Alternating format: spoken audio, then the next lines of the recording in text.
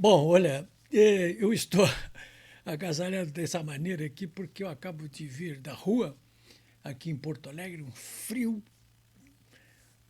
de enregelar os ossos, né? Muito frio. O pior é a sensação térmica, porque até que não está tão frio assim, está 13 graus, né? Dia ensolarado em Porto Alegre. Algumas nuvens, céu azul, contrariando inclusive os institutos de meteorologia que estavam prevendo aqui. Há 2 semanas teve um ciclone extratropical aqui, anúncio dele. Até que veio meio forte mesmo. Mas agora foi anunciado de novo aí, e meio fraquinho. Os institutos de meteorologia não estão acertando muito o tempo aqui no Rio Grande do Sul. Mas enfim, senhores, muito frio, né? Muito frio. Eu quero falar com vocês hoje a respeito do ministro Barroso, né? Mas antes quero passar um recado para quem for principalmente aqui de Porto Alegre, da Grande Porto Alegre, que neste sábado, estou falando com vocês na sexta, dia 14, são 5 horas da tarde. Mas amanhã, sábado, portanto, dia 15, às 14 horas, no plenarinho da Assembleia Legislativa aqui do Rio Grande do Sul, por convocação de 2 deputados, o deputado estadual Capitão Martim e o deputado federal Luciano Zucco. O Zucco, aliás, foi quem bolou esse projeto da escola cívico-militares aí, que está em quase tudo que é estado, né? Bom, então amanhã vai ter um ato público lá na Assembleia de defesa da escola cívico-militar. E para variar, o governo do PT investe de novo aí contra os militares, né? E contra os valores defendidos, sociais, defendidos inclusive pelos, a gente sabe, pelos militares, né? Ali não tem escola com partido nessas escolas cívico-militares. Pois o governo Lula petista resolveu acabar com esse programa aí progressivamente até o final do ano. Está havendo reação, claro, né? Do Zuco, enfim, de muita gente que é favorável às escolas cívico-militares, como eu sou favorável. Alguns governadores já avisaram, como o de São Paulo, como do Paraná, como o Zema, do Minas Gerais. Não, olha, tudo bem, vocês podem acabar o programa aí no que diz respeito à colaboração do governo federal, no que for federal, mas nós vamos manter as escolas. O governador do Rio Grande do Sul aqui, o tucano Eduardo Leite, está fazendo um cursinho de 1 semana de economia verde lá em Los Angeles, nos Estados Unidos.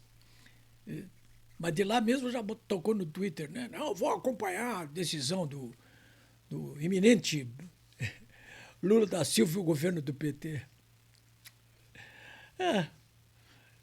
Tem gente até que esperava que ele ia dar uma de Zema, aí, de Tarcísio, de Ratinho Júnior, mas é esperar demais, né? Mas, enfim, vamos para a batalha, né? Então, amanhã, Assembleia Legislativa, plenarinho, 14 horas. Vamos estar lá, hein, pessoal? Vamos lá prestigiar o Zuco, prestigiar o Martim, prestigiar todos aqueles que defendem os nossos valores, né? Os valores sociais, tradicionais, aqui no Brasil e no mundo. Aqueles que garantem a sobrevivência da raça humana, inclusive. Bom, e sobre o ministro Barroso? O Barroso pisou na bola. Ele já tinha pisado na bola com aquela conversa mole dele lá nos Estados Unidos, quando foi peitado por um brasileiro e disse: perdeu o Mané. Foi logo depois das eleições. Esse perdeu o Mané, ele estava dizendo assim: vocês são os Mané, perderam a eleição. Bolsonaro perder a eleição. Que eleição, cara, para na ocasião aquela lá, ele já foi criticado, depois tirou uma nota dizendo: oh, eu não quis ofender ninguém. Sim, passou batido. Mas agora não, no Congresso da UNE, essa semana, da UNE, hein, que é controlada pelos comunistas há 50 anos, né? PCdoB ali, esquerdalha toda. E ele estava lá, no meio daquela esquerdalha, lá, um ministro do Supremo Tribunal Federal, magistrado. Olha, ele presente lá. se lembrando dos tempos que era líder estudantil. Eu podia estar me lembrando disso a toda hora, né? Agora, o problema é que o Barroso, ao contrário de mim, ele não esqueceu nada, pelo jeito. E também não aprendeu nada. Né? Eu, pelo menos, não esqueci nada, mas eu aprendi, assim, aprendi muito. Bom, mas até a presença dele lá ia passar batido assim, mas olha o discurso que ele fez lá. Nós, falando para um grupo de comunistas e petistas, né, da esquerda, nós, olha o coletivo, hein? Derrotamos o bolsonarismo, como derrotamos antes os militares de 64. Nós, ele, claro, quando usou esse coletivo aí, ele não estava se referindo apenas aos que estavam ali. Todo mundo entendeu. Desde quando nós derrotamos o bolsonarismo? Pô, é a primeira vez que um dignitário da estirpe do Barroso, o ministro do Supremo Tribunal Federal, confessa aquilo que nós todos desconfiávamos, né? Essa gente vem trabalhando há bastante tempo aí para derrotar o bolsonarismo. Duela quem duela, né? Ou como dizia a Dilma Rousseff, né?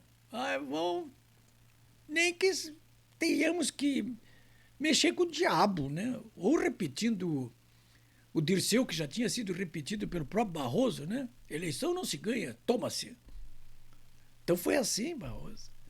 Olha, essa fala dele repercutiu de tal maneira que até os cupincha do Barroso foram obrigados a criticá-lo, né? Alguns deles. O Supremo Tribunal Federal se apressou a tirar uma nota, dizendo: não, o Barroso não falou em nome do Supremo. Quando que ele fala em nome do Supremo? Quando ele não fala? Nós sabemos que tem 11 ministros lá do Supremo.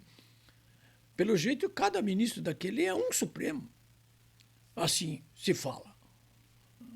O presidente do Senado, que normalmente é extremamente comedido, o Pacheco, o senador Pacheco, Rodrigo Pacheco, disse: o Barroso tem que fazer uma reflexão melhor sobre o que ele falou aí e se retratar. E ele se retratou. Se retratou em seguida. Não quis dizer isso, não quis ofender os 58 milhões de eleitores. 58 milhões é as contas deles, né? De eleitores, mas ofendeu. Ofendeu. Como é que ele fica a partir de agora, né? Qualquer magistrado, na situação dele, quando tivesse que enfrentar ações movidas contra o Bolsonaro ou qualquer bolsonarista, deveria se julgar suspeito.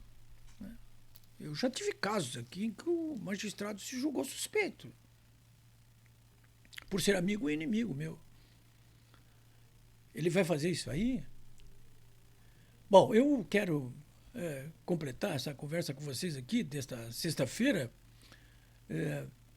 lendo um pequeno trecho aqui de um artigo do Leandro Ruschel. Leandro Ruschel, gaúcho, um executivo da área financeira, já mora há bastante tempo nos Estados Unidos, está lá trabalhando há bastante tempo, e de lá ele faz um trabalho glorioso aí de defesa dos nossos valores sociais, né? Sempre falando, né? E ele toca num ponto que é importantíssimo e que é a posição da imprensa, hein? Porque a imprensa tradicional que nós conhecemos aí, anti-bolsonarista, como o ministro Barroso, ela podia fazer uma reflexão, o Globo, a Folha, o Estadão, a Zero Hora aqui de Porto Alegre, podia fazer uma reflexão, como mandou o Rodrigo Pacheco para o Barroso, né? E, peraí, mas, ministro, o que é isso, né? O que é isso? Então, diz o Leandro Ruschel, né, que eu conheço muito bem, é meu amigo, ele diz o seguinte: mais interessante do que a confissão pública do ministro do Supremo com a frase "nós derrotamos o bolsonarismo", é a reação da militância de redação, que é como ele chama o pessoal que está nas redações, sobretudo da mídia tradicional, dos jornais, né? E já falei alguns deles aí para vocês, o Globo, aqui a Zero Hora em Porto Alegre, né? Essa militância de redação lulopetista é o principal grupo responsável por apoiar a ação política do tribunal nos últimos anos. É isso aí. Apesar de alguns militantes de redação terem defendido o ministro como filho da Amélia, do PCdoB, apesar disso, ele diz que a maioria criticou, não pela fala, né? Isso, como eu já disse, não pela fala. Não pela fala. Porque ele sabe que aquela fala é isso aí, né? Essa militância de redação, na verdade, ela criticou o ministro, como diz o Leandro Ruschel, pelo fato do ministro ter deixado exposto o regime de exceção em que vivemos. É isso. Ele pegou bem a questão. Ele vai adiante e diz assim: para tentar manter a posição de superioridade moral, a militância de redação precisa diariamente repetir a cantilena da defesa da democracia como justificativa para todas as arbitrariedades cometidas contra a direita nos últimos anos, que representam exatamente o inverso da democracia. Vamos adiante. Quando um ministro sobe no palanque de um evento político de extrema esquerda, como foi esse da UNE, e se gaba de ter ajudado a derrotar o bolsonarismo, fica muito difícil para a militância de redação manter de pé o teatro da defesa da democracia. Fica evidente, além de qualquer dúvida, a instrumentalização das instituições para garantir o poder hegemônico da esquerda, com a perseguição, com a censura, com o exílio, com a prisão da oposição, como ocorre e está ocorrendo, como ocorre em qualquer regime totalitário e está ocorrendo hoje no Brasil. Ele completa o artigo dizendo: seria impossível instituir tal regime de exceção não fosse o apoio determinante da auto-intitulada imprensa profissional, que se transformou em mero órgão de propaganda do regime. Eu diria até para vocês o seguinte, que o modo como essa militância de redação se comporta, e a mídia tradicional, não é apenas de um órgão propagador, não, mas coisa inédita, acho que no mundo, uma mídia, uma militância de redação, jornais, revistas, televisão, rádios, que são cúmplices, são parceiros do estado de exceção. Eles simplesmente são aliados. Aquilo que eu chamo apropriadamente no coletivo o eixo do mal. Eles fazem parte do eixo do mal. É isso, senhores.